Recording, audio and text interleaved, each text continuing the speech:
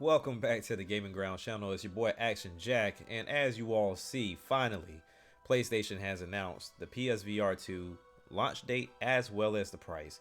This is something that they've been very quiet on, and lo and behold, what I've been saying for the longest is the reason why they've been quiet. Now, granted, before we go into this video, I want to emphasize that I'm not here to just read an article to you. You all are very capable of reading. But I want to give some context as into where Sony sits in the VR headspace after they release their headset, as well as the competition that is still out there, the top dog being Meta, as well as where I think this will land Sony if they continue to support it, or if I feel like they'll support it, or what have you. So this is not going to just be a basic, straight up, in your face article. Hey, look, this is the announcement. Have a nice day. I'm going to give you all some idea or general idea as into where I think this really will send VR in the space of itself, and kind of what this all means. So let's go ahead and jump straight into it. And as you can see right here from GameSpot themselves, Sony has confirmed the release date and the price being February 22nd, as well as $550 for this headset, which, as you all know, the PlayStation 5 itself is $500. So this puts the VR headset more than the console in itself. Now, this isn't a surprise to me, because with the PlayStation 4 as well as the first PSVR, that was priced higher than the PlayStation 4 in itself once when you got everything included. So it says the PlayStation VR 2 will launch on February 22nd, starting at $550 USD. Sony has announced Sony will also sell a Horizon Call of the Mountain bundle that comes with the system and the game for $600, while the PSVR 2 Sense controller charging station will be offered on its own for $50. And the pre-orders seem to be starting on November 15th, so we're literally 13 days away. You can do it on the online store for shoppers of the US, UK, France, Germany, Belgium, Netherlands, and Luxembourg. Pre-order registration opens today, November 2nd, for them. So they go into a little bit more detail as far as adding everything up. Of course, talking about before taxes, to where we're looking at, upwards to $1,000. Because if you're looking at $550 for the headset, you're looking at $500 for the console in itself. We're looking at $1,050 before taxes. But if you go with the bundle that they're mentioning for Horizon Call of the Mountain, you're looking at $1,100 plus before taxes.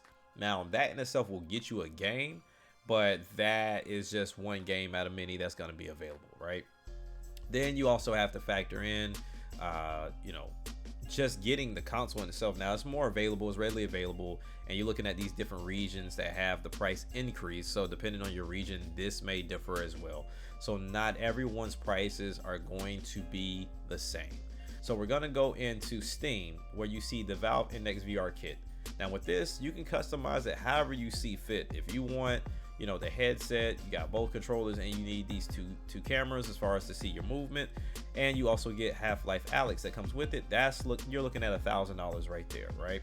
And the cool thing about it, they'll give you an idea of what it is that you really need as far as the system requirements. Looking at 8 gigs plus of RAM, you're looking at a GTX 970 plus or a RX 480 plus. You need a dual core CPU as well as USB 3.0 to connect to your PC.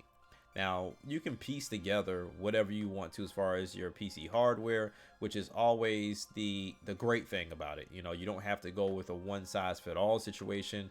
You can customize as you go. You can kind of get what you need to get here and there.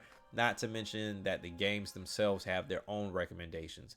This is just to run the headset. This has nothing to do with the games. Each game has their own specifications, but this is at least the system requirements, right? Now, I went as far as looking for a pre-built from Best Buy that was more than enough. This is definitely more than enough. You'll never have to question your headset, never have to question your frame rates, never have to question if the games are going to work. And you're sitting at around like 1570. Pretty much more after tax, but let's say 15, let's round it up to 1600. So you're looking at 1600 there, and you're looking at 1000 for the headset. So you're looking at 2600 to where we got here. You're looking at the most 1100. So you're looking at a $1,500 difference, right? Both come with games. Both have to be tethered to, a bigger situation to where this is a PS5 and the Valve has to be attached to the PC. But this is going to be your higher end of things. We're looking at, the headphones themselves being here.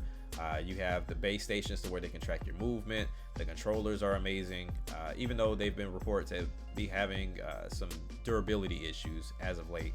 So that's something that you might want to look into. But definitely when you look at the comfort, you look at Valve, and then of course the games themselves that they provide, Sony right now cannot compete with that. The Steam VR store is loaded, and I mean super duper loaded with games. So the one thing you are missing here with this headset is headphones, right? You will have to purchase a separate set of headphones, or use some Bluetooth device, because the Bluetooth is going to be connected to the PS5 in itself. So you shouldn't have any latency issues because the Bluetooth is not connected directly to the headset. So you shouldn't run into any issues there, kind of like what you do with most wireless VR headsets. But for me, I feel like the leg up that Valve has here is not only the tracking as well as the graphic fidelity with the PC that you choose, but they definitely have the library. So now we're gonna go and look at the king. The king being MetaQuest 2 right now, all right? So we're looking at the lowest price point that you can purchase this thing is at $400. And that's already coming in $150 under the PSVR2, and is maybe $600 under the Valve Index. And now that they've upped the price with the Quest 2, you're now having Beat Saber come along with it. So the cool thing that I'm seeing with all three headsets, they're providing games, right? With the PSVR 2, if you go with the bundle, you're getting Horizon. With the Valve Index, you're getting Half-Life Alyx, which is one of the top-notch games within VR right now. Nothing has really been able to compete with it as of yet, as far as what you're able to do, the finger placement and tracking, as well as the graphic fidelity and what it provides, right? And then when it comes down to MetaQuest 2, one of the most popular games in the VR headspace right now is Beat Saber. While 400 is the base point for this headset that I'm looking at now, the memory for this one, if I'm not mistaken, is 128, because they no longer carry the 64 gig anymore. It used to be a thing. But you have 128 and you can go upwards to 256. Now, for a person that has both the 64 and the 128, 64 has always been more than enough. Honestly, when you talk about what you're going to play, 9 times out of 10, you're going to offload a lot of games that you're no longer playing, and you'll only keep a few of them, installed. But one of the perks that this has as well, you can purchase a USB-C cable for the Quest 2 in itself. And let's get a price point for that. You can get it for $80, or you can go the Amazon route and you can buy a similar cable, a L-shaped cable, to where you can plug into your headset, and then also plug it into a PC such as this and play those same Steam VR games that the Valve Index plays, right? So that's the perk and that's the benefit of having the MetaQuest, to where, let's say you start off 400 here, you go and you add this, let's up, like I said, round it up to 16, you're looking at $2,000. $2,000, you can still do what you have to do, but then also go the wireless route and do it that way. You don't have to be tethered to the PC. You can still do it via AirLink, or even the new D-Link that they just released. That's $100 for the headset. But it's totally up to you. If you have the space, you can definitely go the Valve Index route, spend a little extra money there to have the full setup if you go with this type of PC, or you can go the Quest route and handle it that way. But we'll go a little more in detail with all of these a little bit later, after I finish talking about the Pico 4. Now, the Pico 4, this is something that has just released. Pico 4 is owned by TikTok, so they definitely have their means in trying to get into the VR space and trying to really dive in and do what they have to do. Now, Pico 4 for the most part provides almost everything that MetaQuest in itself does, but there are some differences here and there. Whether you talk about having better spatial audio, whether you talk about the pancake lenses that the Pico 4 has, but when we talk about resolution, or we talk about games and things of that nature, resolution is better within the Pico 4. But the games, they have some, but they're not anywhere close to Quest 2 with the exclusives, and that's where Pico's gonna definitely have to step it up. But as you can see, their main focus is going to be solely around you also working out as well, as to where they have these Pico motion trackers, so that way you can get a better tracking sense situation when it comes down to you working out, doing these VR games, whether you're boxing, whether you're just doing cardio, what have you. Definitely having more cameras as far as tracking your hands, but I've seen different reviews, and if you want to get more detail, definitely check out channels like Cass and Cherry or BMF, to where they'll go over in more detail as into like where the problem areas come with this type of headset, and even different headsets. They try out everything. Now when we talk about price point for Pico 4, they offer both 128 gig as well as a 256 gig, just like the MetaQuest 2, and we're looking at this in the sense of euros, because like I said in a previous video, this is not offered within the US. You have to get this shipped in from overseas, otherwise you can't get this device. Okay, so I went over the basics of all 4 headsets, 2 being wireless, 2 being tethered to a system of some sort. Now, where I feel like Sony is going to have the biggest problem is going to be games. Now, we know Sony comes with the first party, over the shoulder type games with a little bit of action adventure here and there, very story driven, heavy story driven games, and that is pretty much what they do. I will say that they did provide a great exclusive on the PSVR for both Astrobot, and then there was also another game too that was kind of like a high speed chase situation, or like a shooter.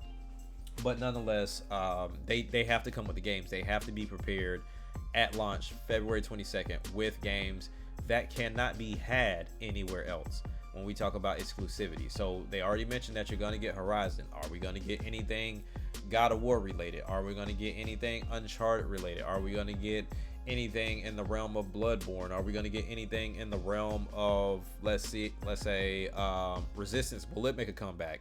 The list can go on and on as far as what PlayStation can provide in this realm and within the space. But if they treat it like the Vita, then it's not going to go anywhere, because where they're going to run into an issue where third party is king for console when it comes down to Sony and Microsoft.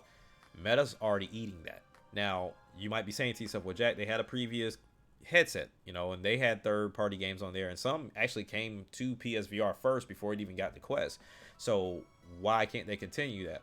The problem with that is none of the PSVR games are backwards compatible.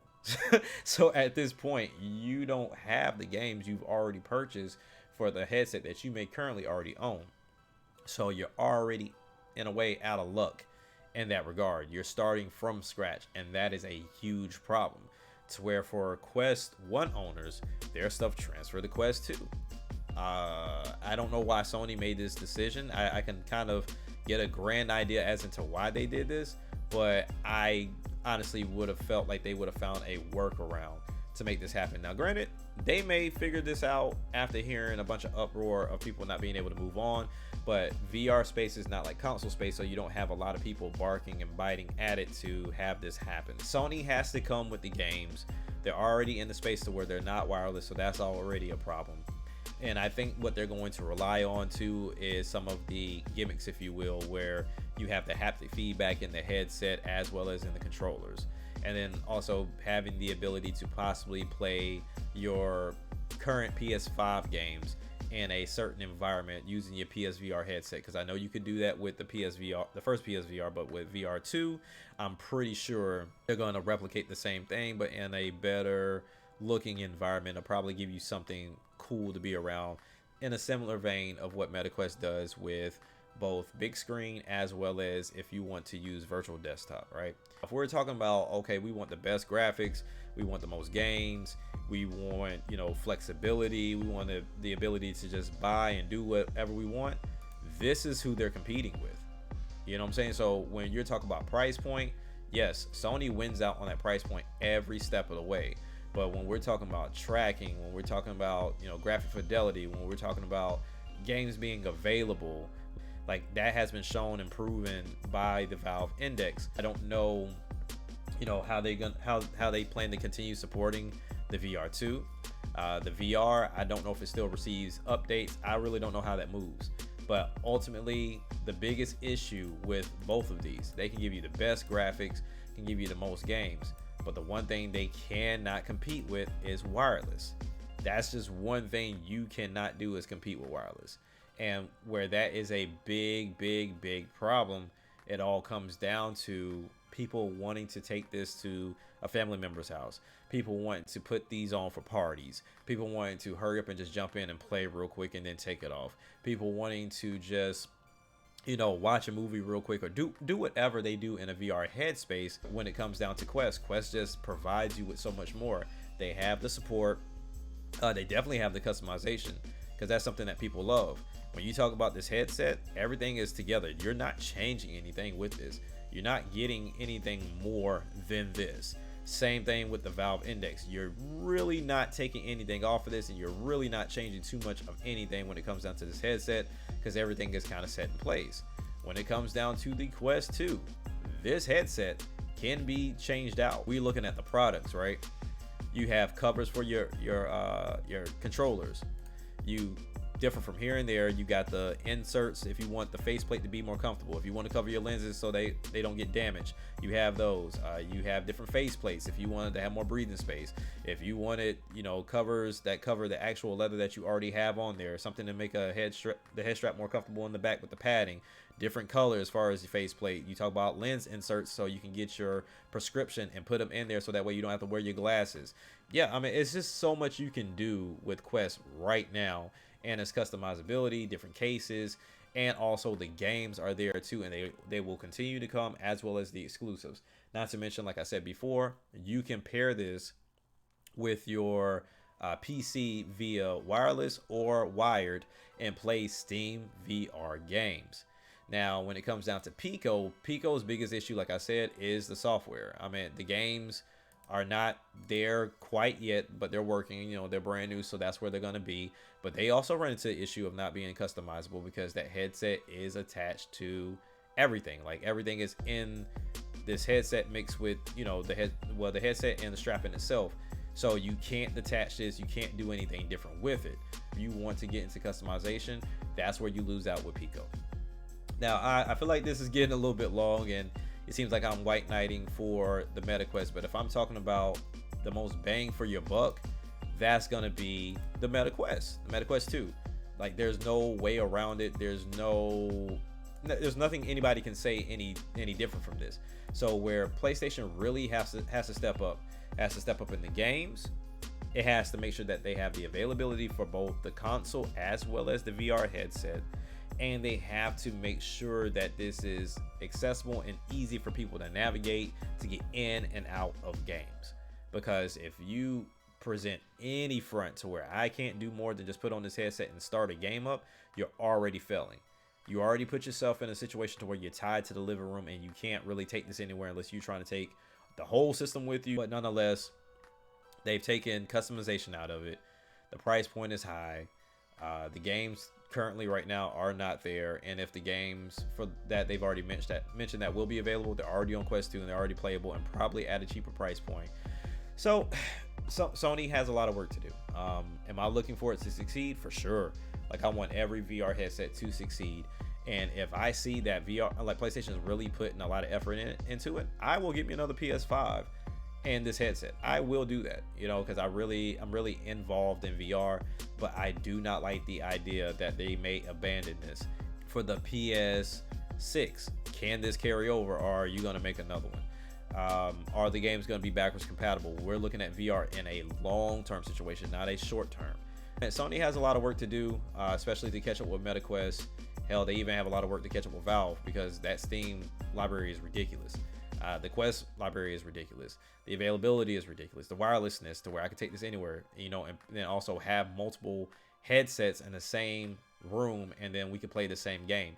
Like, can you do that without having multiple PlayStations? Like, can I plug up more than one headset, or does the PS5 not have that type of power? That is a problem.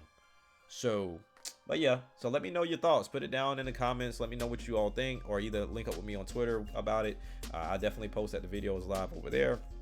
And then definitely make sure that you comment, like, subscribe, and then also if you want to talk more, Sunday we should touch bases. Oh, actually not even Sunday, because I won't even be on the podcast this weekend because I'll be out of town on vacation. But yes, please let me know what y'all think. You know, if you see this going anywhere, if y'all want to pick this up, if you plan on picking this up, definitely let me know. And I'll be looking forward to hearing from everybody. Thanks again for watching. It's your boy Action Jack. I'm out. Peace.